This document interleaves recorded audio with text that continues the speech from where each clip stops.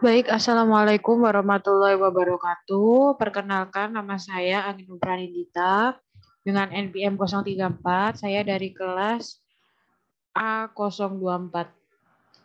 Kali ini saya akan mempresentasikan tentang pertanian modern, yaitu strategi pengembangan hortikultura. Apa sih hortikultura itu?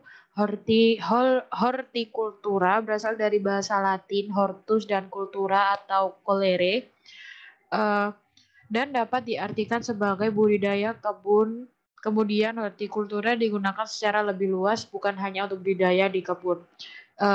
Dengan singkatnya adalah hortikultura itu biasanya adalah sebuah inovasi di perkebunan. Jadi tidak semua komoditas yang bisa masuk. Nah, komoditas yang biasanya masuk di hortikultura itu ada buah-buahan, sayur-sayuran, tanaman hias, dan juga tanaman obat-obatan. Setelah itu, apa sih sumber pengembangan hortikultura di sini? Yang pertama ada kondisi agroklimat dan lahan yang mendukung.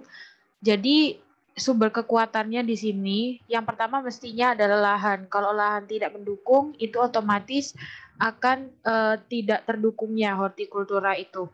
Yang kedua, ada pengetahuan tentang keterampilan petani yang relatif baik. Ini sangat dibutuhkan di setiap desa maupun di setiap tempat untuk pengembangan hortikultura, bahwa di sini uh, petani juga perlu pengetahuan dasar tentang hortikultura ini.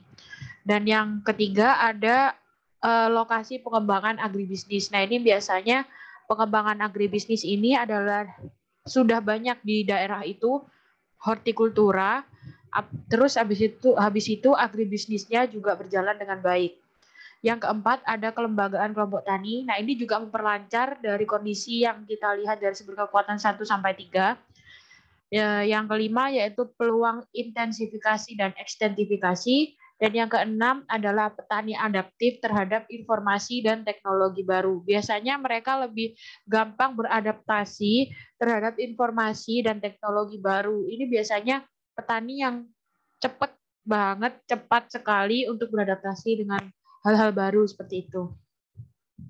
Selanjutnya ada lokasi usaha tani yang berpotensi dijadikan agrowisata. Ini biasanya adalah kalau hortikultura itu lebih banyak eh, bersangkut paut dengan agrowisata. Biasanya seperti di Batu itu kan juga adalah salah satu bentuk agrowisata dari bersumber dari hortikultura. Nomor 8 atau yang terakhir adalah pemerintahan daerah untuk mengembangkan agribisnis. Nah, di sini juga ada perlu dukungan dari pemerintah agar hortikultura dan dari anak cabangnya seperti agrowisata ini berjalan dengan baik dan benar. Selanjutnya ada kelemahan pengembangan hortikultura. Di sini juga pasti ada kelemahannya. Yang pertama, beberapa aspek ketersediaan masih tergolong kurang. Nah, ini kadang di tempat itu masih belum mendukung untuk dijadikan hortikultura. Yang kedua, resiko gagal panen akibat musim kemarau. Ini juga perlu diantisipasi oleh para petani, tidak hanya di hortikultura, tapi di semuanya jenis pertanian itu harus diantisipasi agar tidak terjadi hal-hal yang tidak diinginkan.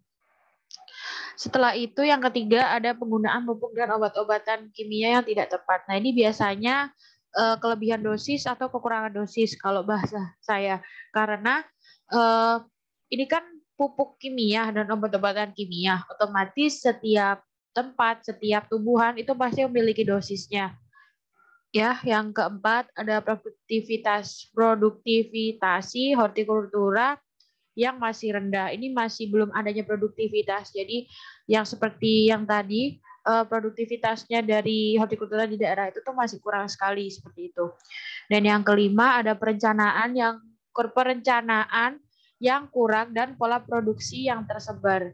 Jadi ini biasanya eh, perencanaannya kurang matang ya, dan pola produksinya juga masih tersebar seperti itu. Mungkin di sini maksudnya adalah satu tempat memiliki ciri khas pola produksi yang berbeda, tapi ini tersebar jadi lebih lebih susah aja gitu. Setelah itu Yang keenam, kualitas, kuantitas, dan kontinuitas masih belum terjamin. Ya, masih bisa kita lihat kualitasnya dari kuantitas dan kontinuitas itu juga harus berjalan dengan seimbang. Apabila tidak seimbang, nanti hortikultura ini bisa aja tidak berjalan dengan baik. Itu. Yang ketujuh, ada adopsi teknologi baru masih belum berdasar pada uji coba. Jadi mungkin ini teknologi barunya masih belum bisa berkembang di daerah itu gitu. Jadi pada akhirnya nanti teknologi ini masih belum susah untuk berkembang di daerah itu. Yang kedelapan, pemasaran hasil pertanian masinir kemitraan. Yang kesembilan, belum tersedianya beberapa pos inti. Beberapa pos inti ini maksudnya adalah tempat-tempat di mana yang diperuntukkan untuk kelembagaan hortikultura ini berjalan seperti itu. Yang 10, belum adanya industri kecil. Industri kecil ini seperti apa? Industri kecil itu kayak belum adanya inisiatif. Jadi masih baru, yang namanya masih baru, mungkin belum ada inisiatif di daerah desa itu atau di tempat itu. Jadi pada akhirnya belum berjalan dengan baik.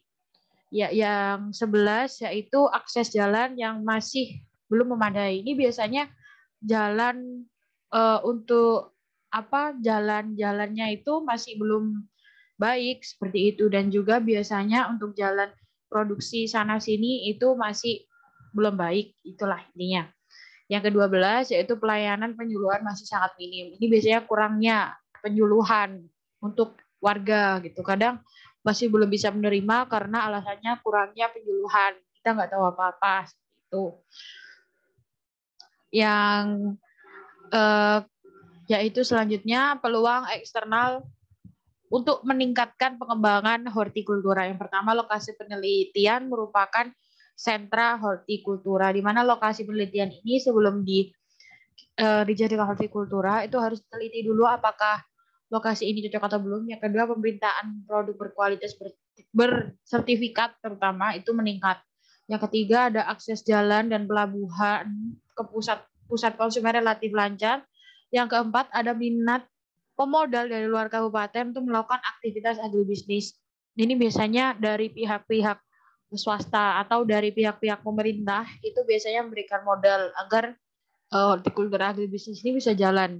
Yang kelima, adanya kecenderungan permintaan akan agrowisata. Nah, ini biasanya di daerah-daerah desa ya, di daerah-daerah desa cenderung pegunungan itu banyak menggunakan agrowisata. Jadi hortikulturanya dibuat jadi agrowisata, itu salah satu keuntungan yang besar ya. Yang keenam, ada peluang pemasaran langsung antar wilayah. Jadi biar lebih lancar aja peluangnya itu. Selanjutnya ada ancaman pengembangan hortikultura. Jadi yang pertama itu peningkatan produksi, kualitas, dan inovasi di daerah lain menjadi pesaing. Ini biasanya di daerah lain ada lagi gitu hortikultura lagi, ini biasanya jadi ancaman gitu.